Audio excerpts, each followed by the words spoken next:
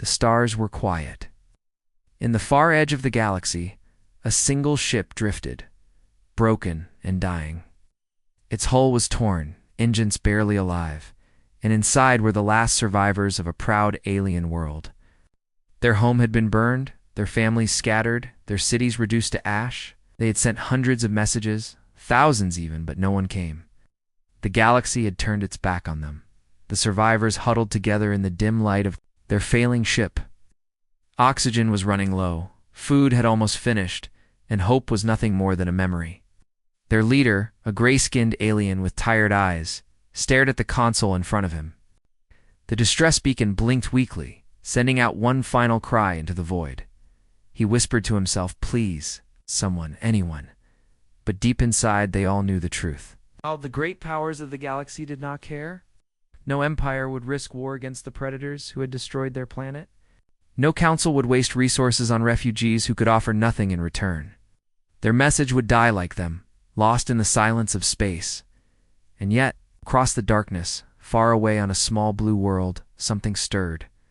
On Earth's outer defense station, a young operator was bored, half asleep, watching endless streams of data. The stars were calm, as they always were. Then, without warning, his console lit up. A strange signal appeared, faint, broken, but clear enough to recognize. It was a call for help. He leaned forward, adjusting the receiver. The language was alien, but the meaning was clear. Desperate plea, urgent distress, voices filled with fear. The operator froze. The rules said he should forward the signal and wait for orders, but there was something in those voices, something that made his chest tighten. He pressed a button and whispered, "Commander, you need to see this."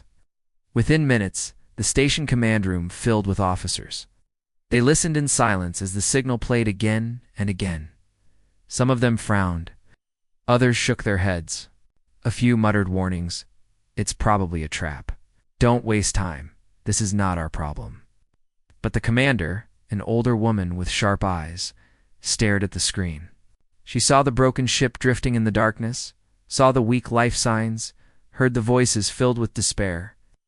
And then she made her decision. "We answer." Her words shocked the room. Everyone knew the stories. Humanity was not supposed to get involved in other wars.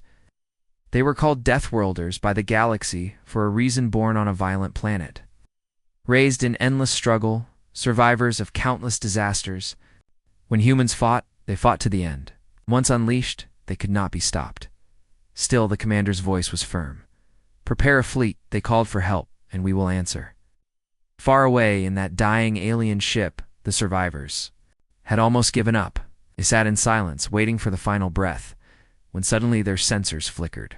A signal. Reply. One of them gasped. "Someone heard us." Their leader's hands trembled as he pressed the console. The voice was strange, deep and calm. "This is Earth. We received your call. Hold on. Help is coming."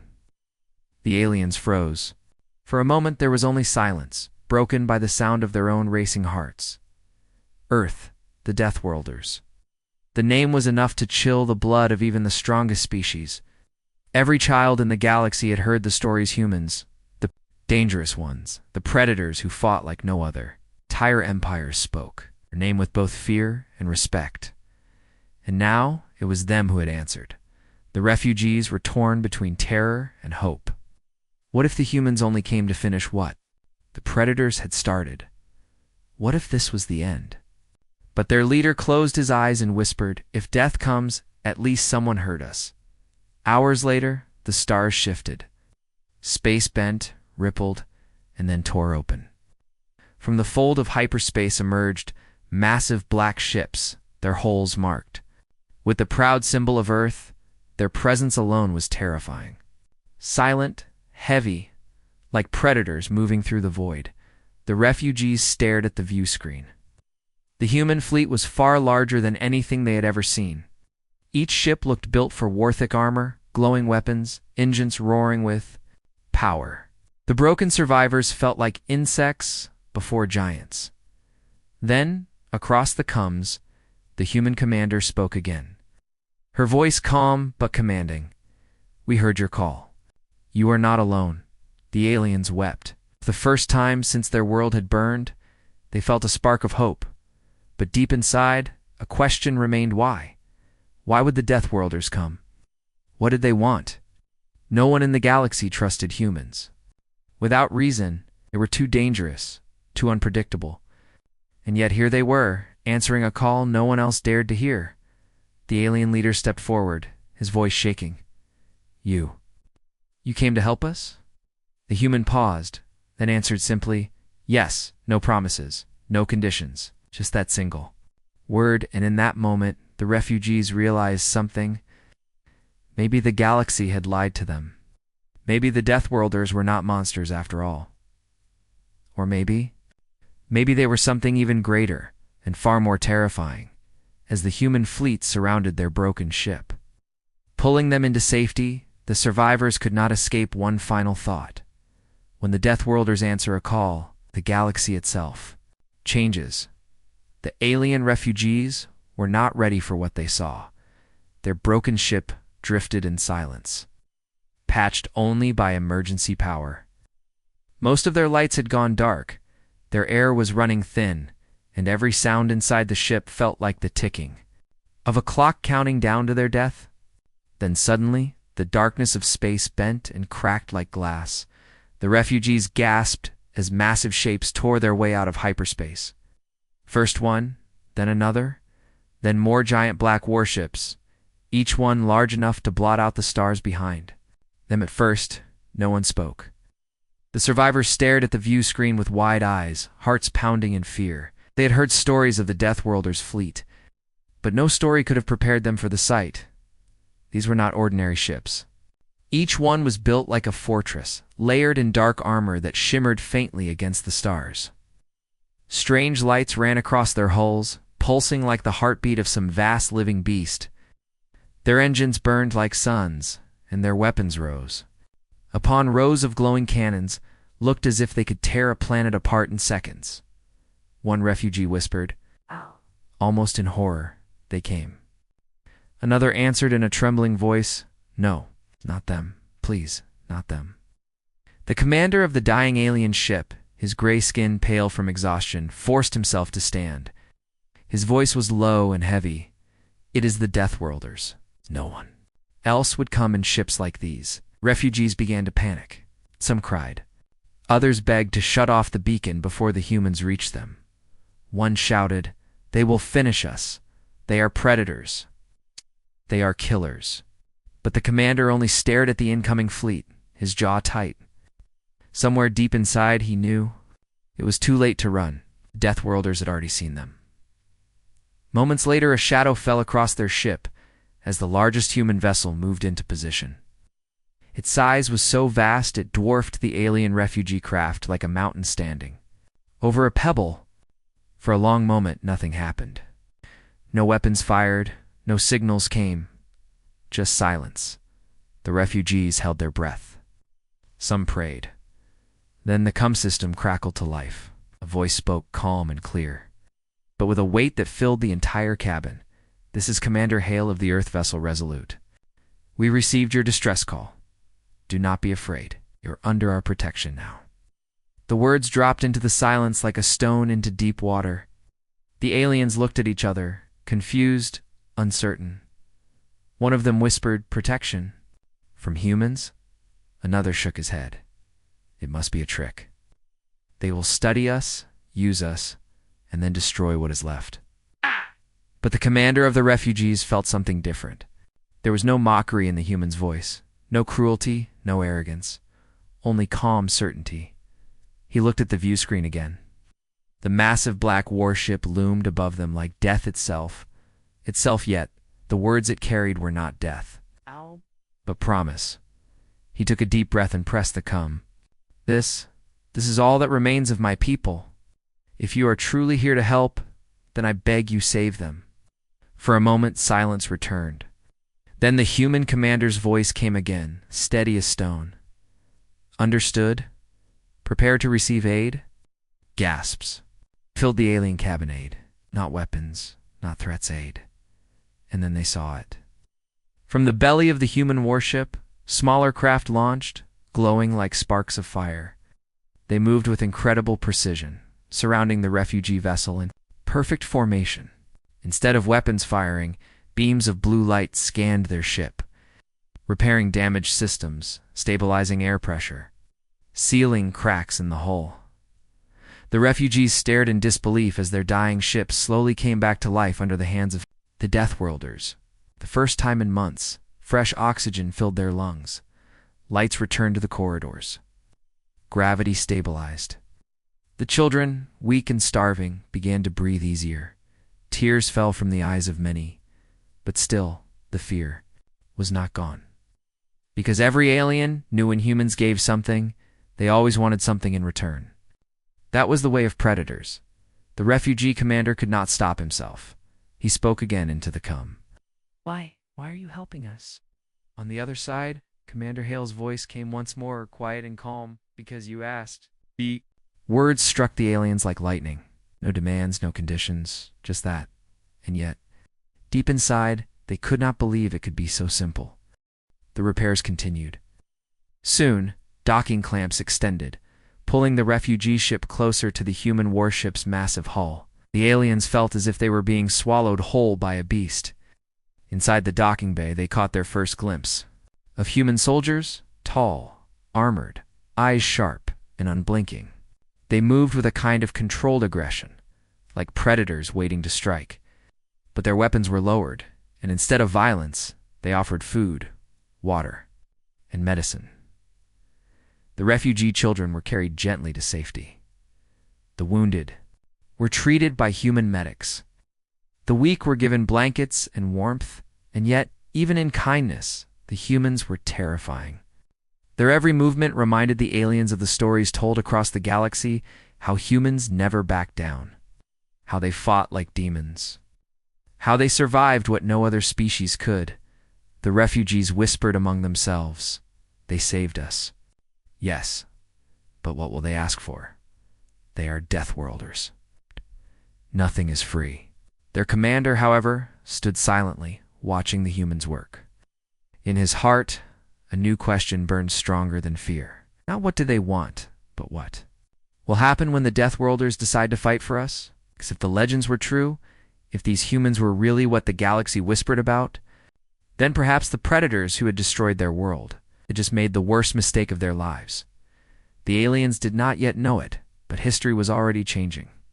The arrival of the black ships was only the beginning, and the galaxy would never forget the day the Deathworlders answered a call for help. The refugee survivors had been given food, water, and medicine. Their broken ship was now docked inside the enormous human warship Resolute. For the first time in months, they felt safe. But safety came with a question that none of them could escape. Why were the Deathworlders here? The corridors of the human ship were wide and cold, filled with the hum of powerful engines. Everywhere the aliens looked, they saw humans moving with sharp discipline. Their armor black and heavy, their faces hard and unreadable. Even when they smiled, their smiles carried something dangerous, something that reminded the refugees of predators watching prey. The alien leader, a gray-skinned survivor named Valen, was led to a large chamber. At the center of the chamber was a round table glowing with maps of star systems. Across from him stood Commander Hale, the woman whose voice had first answered their call. Her presence was calm, but her eyes seemed to cut through the air like blades. She gestured for him to sit. "Tell us what happened." For a moment, Valen could not speak. His throat was tight. He remembered his burning world, the screams of his people, the skies filled with fire. Finally, with a trembling voice, he began. They came without warning. No declaration, no demands. Just fire. Their ships were black, spiked like claws. They tore through our defenses as if we had none. Our fleets, they were nothing to them. Cities burned in the first hours. By the end of the first day, the capital was gone. The humans around the table said nothing. They only listened. Valen's hands shook as he went on. They are not conquerors. They do not enslave, do not negotiate. They only kill. They do not stop until nothing remains. My world is gone. My people are ash. His voice broke. We are the last. Silence filled the chamber. The sound of the star maps humming was the only noise. Finally, Commander Hale leaned forward, her voice steady. What were they called? Valen hesitated. Even saying the name filled him with fear. They call themselves the Zyre Dominion. The name seemed to stir something among the humans. Some of them exchanged glances. A murmur went around the room. One officer muttered, I've heard of them. Another whispered, old reports, border raids. Commander Hale raised a hand for silence, her gaze locked on Valen. Said their ships were spiked, Claude. Air attacks left no survivors. Yes, Valen whispered. No one survives. They leave nothing. He stopped, his eyes widening. You know them, don't you? The commander did not answer at first. Her silence was louder than any words. Then slowly she said, We have seen their kind before. Long ago, the refugees froze. Hope and fear tangled in their hearts. What do you mean? Valen demanded. Commander Hale's eyes hardened. The galaxy calls them predators, but we call them something else. She leaned closer. We call them unfinished business. The word sent a chill through every refugee in the room. Valen's voice cracked. What? What are you saying? Hale stood, turning to the star map. Her hand traced the glowing roots of space. The Zyre Dominion is not new. They are old. They have been rising and falling for centuries, always striking from the shadows. The Council ignored them, pretending they were nothing. But we remember, and we never forget an enemy. The refugees stared, shocked. Humanity had fought them before, survived them. Valen shook his head, but how? No one survives them. Number 1, Hale's voice cut him off, sharp and cold. We survived because we are not like the rest of the galaxy. We are Deathworlders. We do not wait to die. Her words hung heavy in the air. The humans around the table looked at her with quiet respect. The aliens only looked with fear and something else. Valen's breathing quickened. His people had been slaughtered in days. Their fleets destroyed in hours. Yet here stood humans, calm and certain, speaking of the Tsar as if they were only. Another obstacle, he whispered, almost afraid to ask. Can you stop them? Commander Hale turned slowly, her eyes locking onto his. If we choose to. The refugees froze. That was the answer they feared and hoped for all at once. But why? Valen asked again, his voice breaking. Why would you risk yourselves for us? The Council ignores us. The Empires leave us to die. Why would Deathworlders care? Studied him for a long moment. Her face gave nothing away. Then she said quietly, Because you asked. The same answer. The same terrifying simplicity. But before Valen could respond, the alarms in the chamber blared. Red light filled the walls. A human officer rushed forward, Commander. An enemy signature detected at the edge of the sector. It's them, the Zyre. Da-da-da-da-da-da. Rooms stiffened. The refugees went pale. Valen felt his chest tighten, as if the air itself was being stolen away. They had found them. Commander Hale, however, did not flinch. She straightened, her voice turning cold and sharp. How many ships? The officer checked the display. A small fleet. 12 destroyers, 2 carriers. A predator fleet. It's more than enough to wipe out the remaining refugees. The humans, though, remained calm. Commander Hale's lips curved into the faintest hint of a smile. Perfect. Valen stared at her in disbelief. Perfect? Was she mad? She turned to him, her voice soft but edged with steel. You wanted to know if we can stop them? Watch. And with that, the order was given. The human fleet shifted into formation, black warships moving like predators scenting blood. The stars outside the viewport lit with the first glow of charging weapons. For the refugees, terror filled their hearts. But for the humans, this was something else. This was not fear. This was hunger. And in that moment, the refugees realized the truth. Humanity was not merely answering a call for help. Humanity was about to show the galaxy what Deathworlders truly were. The stars lit up with danger. The alien refugees stood in silence inside the human warship's observation deck. Through the wide viewport, they saw dark shapes sliding into the system. 12 Tsar destroyers and 2 massive carriers appeared out of hyperspace. Their hulls spiked and twisted like weapons forged from nightmares. The refugees froze in terror. Those were the ships that had burned their homeworld. The sight alone made their hearts stop. Children whimpered. Adults whispered prayers. No one among them believed survival was possible, and yet when they turned to look at the humans, they saw no fear. The crew of the Resolute moved with perfect discipline. Officers calmly called out distances, speeds, and enemy formations. Soldiers locked into their stations, eyes sharp and focused. Engineers reported power levels and weapon readiness with steady voices. The humans were preparing for war, not with panic, but with hunger. Like wolves scenting prey, at the center of it all stood Commander Hale. Her eyes never left the star map. Her voice cut through the hum of the ship. Enemy formation confirmed. 12 destroyers. 2 carriers. I think they're hunters.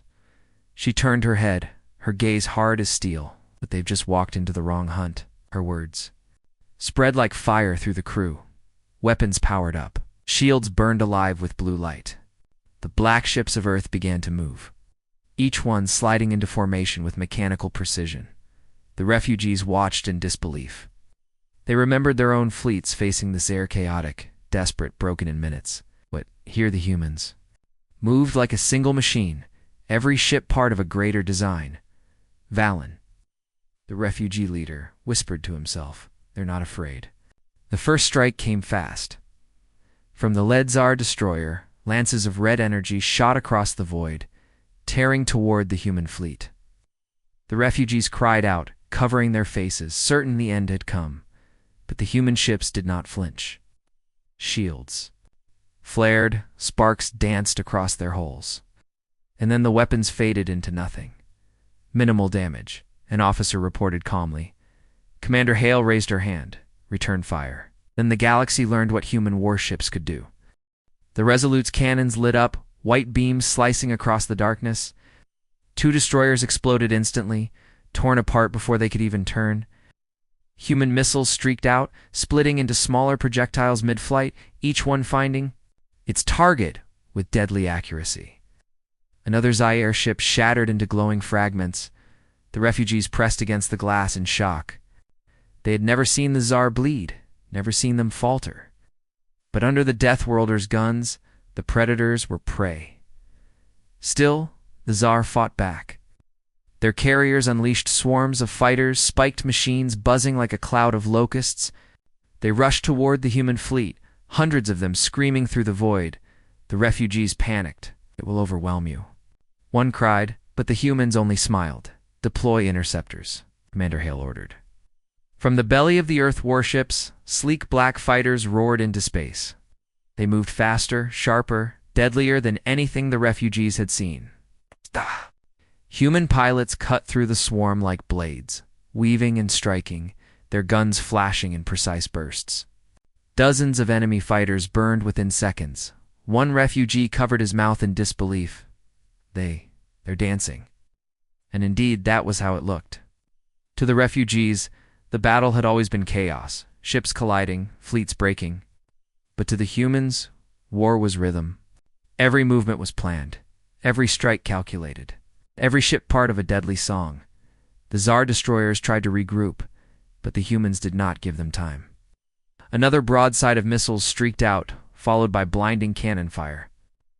More destroyers exploded in silence, their debris scattering across the stars, 7 down. An officer reported Commander Hale's eyes narrowed. "Finish the rest." The human fleet surged forward, engines burning like fire. The refugees could feel the deck tremble under their feet as the Resolute itself unleashed its full power. The Tsar fought desperately, their weapons flaring, their carriers launching wave after wave of fighters. But it was useless. The humans did not retreat. They did not hesitate. They tore through the enemy lines with relentless precision. One by one, the Predator ships died. Finally, only the 2 carriers remained. The great monsters of the Zaire fleet, each one large enough to house thousands of warriors. In the past, even the sight of a single carrier was enough to break entire civilizations. But the humans moved as if it was already over. Commander Hale gave the order with terrifying calm. Target their engines, break their spines. The Resolute and her sister ships fired as one. A storm of light ripped through the carriers, tearing engines apart, ripping holes wide open. Explosions bloomed like suns. Within minutes, both carriers were nothing more than burning wreckage drifting in the dark. Silence fell. The battle was over. The refugees stared at the view screen, their mouths open, their bodies frozen. They had just seen the impossible. The predators who destroyed their world, the monsters who left no survivors, wiped out in less than an hour. Valen's voice shook as he whispered, We could not even last one day against them, and you destroyed them in moments, Commander." Hallie finally turned toward him. Her expression was unreadable, her voice low and cold. This was only a hunting pack, a taste of their strength. The real war is still ahead. The refugees trembled. If this was only the beginning, what would happen when the humans unleashed their full might? The answer came in Hale's final words. She stepped closer, her eyes burning with deadly certainty. "You asked for help. You have it. But understand this. When Deathworlders fight, we do not stop until the enemy is gone." The refugees realized then what they had awakened. Had made a terrible mistake by hunting their world, because now the Deathworlders were hunting them. And once humanity began the first strike, there was no turning back. The battle was over. The stars outside were littered with the burning wreckage of Zaire ships. Their twisted carriers floated lifeless, their destroyers reduced to debris. The human fleet moved through the silence like predators that had just finished their hunt, their black holes glowing faintly from the heat of battle. Inside the observation deck, the alien refugees could not speak. Their eyes were wide, their bodies trembling. They had just watched the impossible happen. The monsters who had destroyed their world, the hunters who left no survivors, broken in less than an hour. Some wept in relief. Others whispered in fear, because now they understood why the galaxy called them Deathworlders, Commander. Hale stood at the center of the human warship Resolute. Her uniform was neat, her expression calm, but her eyes were sharp as steel. Round her, human officers reported the results. Enemy fleet destroyed. No survivors. Minimal damage to our side. Casualties none. The words echoed in the chamber like thunder. To the refugees, it was unthinkable. Their own fleets had been torn apart in hours, and the humans had crushed the same enemy without losing a single ship. Finally, Hale turned toward Valen, the refugee leader. He stood pale and silent, his gray skin trembling with the weight of what he had seen. She spoke clearly, every word carrying the weight of command. "You have a choice to make."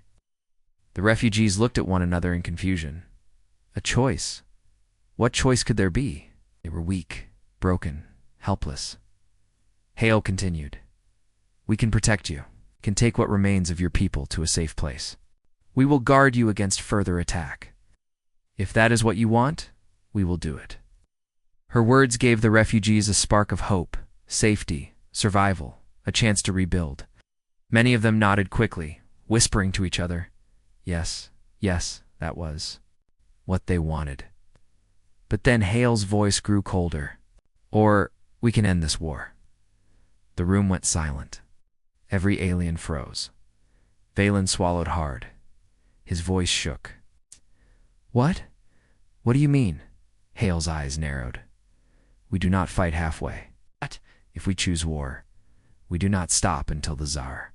Dominion is destroyed, their fleets, their worlds. Gone." Gasps filled the room. Some refugees cried out in horror. Others stared at the humans with wide, frightened eyes. Valen could barely breathe. You would wipe out an empire?" Hale did not hesitate. "Yes, if that is what you ask of us." The weight of her words crushed the air in the chamber. The refugees whispered among themselves, voices rising in panic. "If they do this, there will be nothing left of the Tsar. They are monsters, worse than the predators. No, they are saviors. They will save us." The arguments clashed like fire. Some begged for simple protection. Others demanded revenge. The survivors were divided, torn between fear and fury. Valen felt their eyes on him. As leader, the decision would fall to him. His heart pounded. He remembered the burning skies of his homeworld, the screams of his children, the silence of the council that never came. He also remembered the stories of humans, the Deathworlders, who never stopped once they chose war. His voice trembled. If you destroy them, what will happen to the galaxy? What will happen to us? Hell stepped closer, her eyes burning with a cold fire. That is not for us to decide. You called for help. Now you must tell us, do you want us to save you, or do you want us to destroy your enemy? The silence was unbearable. The refugees shifted, whispering, arguing. Children clung to their parents, some begged for safety, others demanded vengeance. Finally, Valen closed his eyes. His voice was heavy with pain. We only wanted to live. We never wanted war. But they took everything from us. If we rebuild, they will come again. If we hide, they will find us. If we beg the council, no one will answer. Lifted his head, tears running down his face. So I ask you, Deathworlders, end them. The room went still. Commander Hale's lips curved into the faintest shadow of a smile. Not of joy, not of cruelty, only of certainty. She gave a single nod. Then it begins. The humans around her straightened. Orders flew across the deck. Star maps lit up with red markings, highlighting the heart of the Zyre Dominion. Fleets shifted position, supply lines adjusted, war machines awakened. The refugees watched in terror and awe. In mere minutes, the human fleet transformed from protectors into executioners. One refugee whispered in shock. They were waiting for this. Another shivered. We have unleashed something the galaxy cannot control. Valen stood silent. His choice was made. His people would survive, but the galaxy itself might never be the same. Commander Hale turned back to him one last time. Her words were calm, final, and chilling. You asked us to fight. We will fight. And when Deathworlders go to war, we do not stop until the last enemy is gone. The refugees realized then that they had lit a fire far greater than themselves. A fire that would not end with protection or even revenge. A fire that would spread until nothing remained of the predators who had destroyed them. And in the shadows of space, the galaxy trembled. The galaxy was no longer quiet. Rumors spread like fire. Across trade stations, war councils, and secret channels, one word echoed: Deathworlders. Some whispered that the humans were demons born from violent stars. Others said they were saviors. Forged in pain to fight darkness, no one agreed on the truth, but all agreed on one thing: they were dangerous. While politicians argued and spies hunted for secrets, the humans kept moving. Captain Elias stood at the edge of a burning system. The ruins of alien colonies stretched below, their once green worlds now charred wastelands. The invaders had left nothing alive. Elias's jaw tightened as his crew scanned for survivors. Nothing. The science officer said softly. Elias turned to his crew. Then we make sure they pay for this. The humans were few, but their rage was endless. Unlike other species, they carried scars as fuel, not as weakness. Each destroyed colony only sharpened their resolve.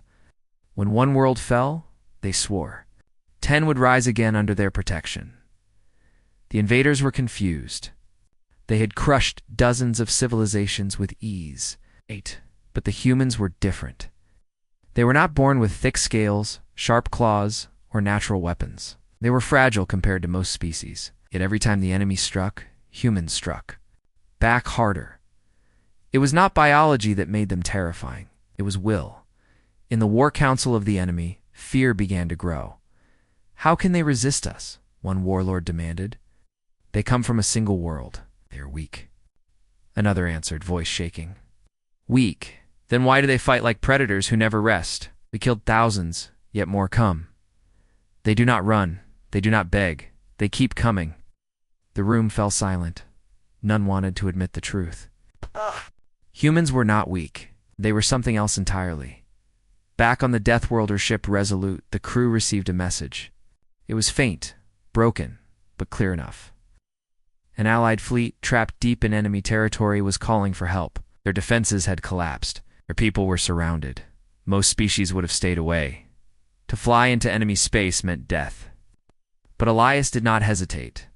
He looked at his crew, who nodded without question. Set a course, he said. The journey was long and dangerous. Every star they passed carried the marks of war. Dead stations floated in silence. Burned ships drifted without power. Humans pushed forward. When they arrived, the sight froze, even hardened soldiers. The Allied fleet was almost gone. Only a handful of ships remained, shields flickering, weapons failing. Enemy warships circled them like vultures, waiting for the final strike. The Resolute decloaked. Human war banners lit up the darkness. Deathworlders, one enemy commander whispered. His voice shook. They actually came. The humans did. Not wait. Torpedoes launched. Railguns roared. Fighters screamed through the void. The enemy lines broke as fire consumed them. Inside the Allied ships, survivors gasped in disbelief. They came. The humans came. For hours, the battle raged. The humans fought like storms, their every strike filled with fury. The Allied fleet, inspired, rejoined the fight with what little strength remained. Together they turned a massacre into a rebellion. But the cost was high. The Resolute itself took heavy fire. Alarms blared as parts of the ship burned. Still, the humans refused to retreat. Elias stood at the command deck, blood dripping from a cut across his forehead. His eyes burned with defiance. They think we will break, he said. Show them who we are. The final wave came. Enemy dreadnoughts advanced, massive ships. Carrying enough firepower to erase entire worlds? The Allies faltered. Fear spread again. But Elias gave a single order. Target their flagship, one strike. Obeyed. Energy built in the Resolute's main cannon, shaking the entire ship. Warnings screamed of overload. If they fired, the weapon might destroy them as well. But no one hesitated. The cannon fired. The blast tore through the void, ripping the enemy.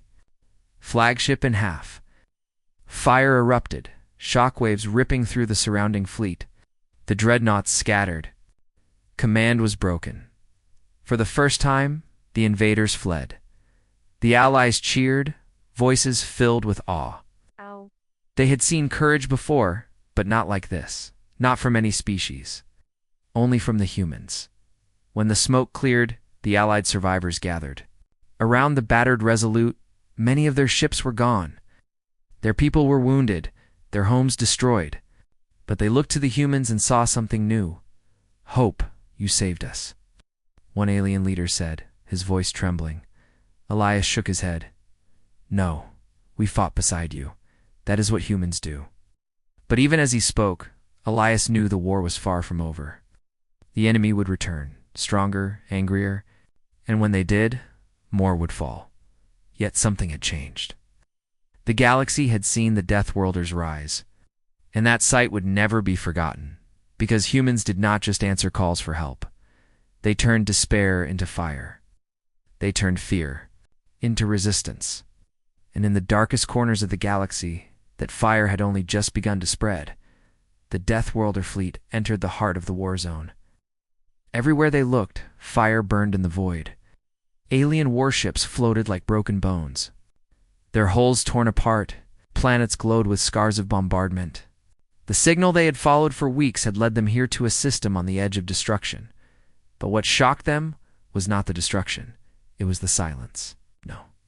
Fleets moved, no defenses remained. Only one faint beacon pulsed in the dark. Captain.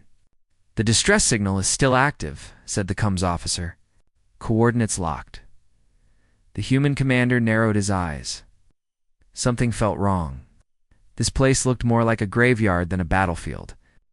The enemy was gone, and only shadows remained. Set course, the captain ordered, but weapons online. I don't trust this silence. The fleet moved closer. Huge human dreadnoughts drifted like steel giants.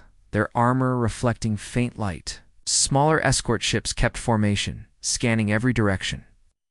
Then the signal grew stronger, and soon they saw an alien station half destroyed, drifting. Near a shattered moon, docking lights flickered weakly. "They're alive in there," said the engineer, but barely. The humans prepared a boarding team. Marines in black armor moved into dropships, weapons ready.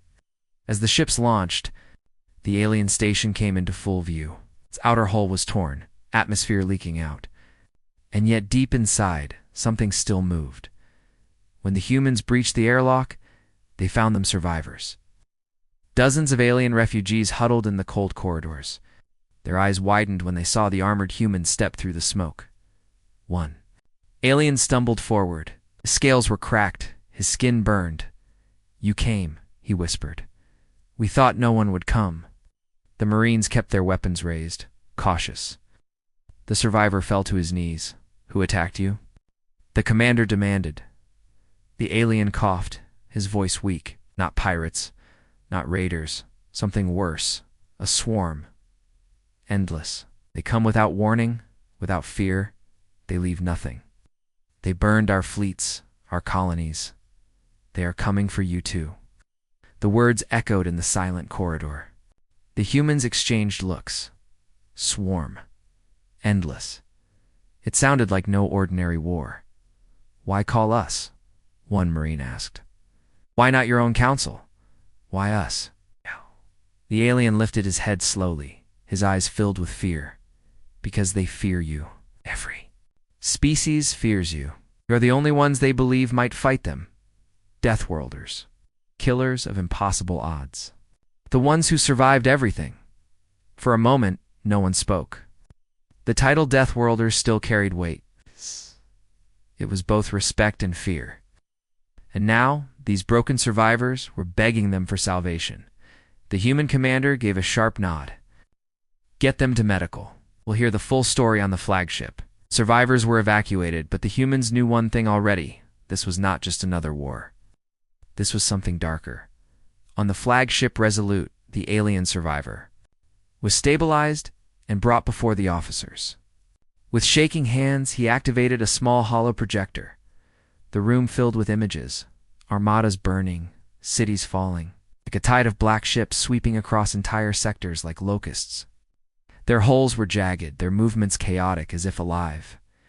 "They do not negotiate," the alien said. "They do not retreat, they feed.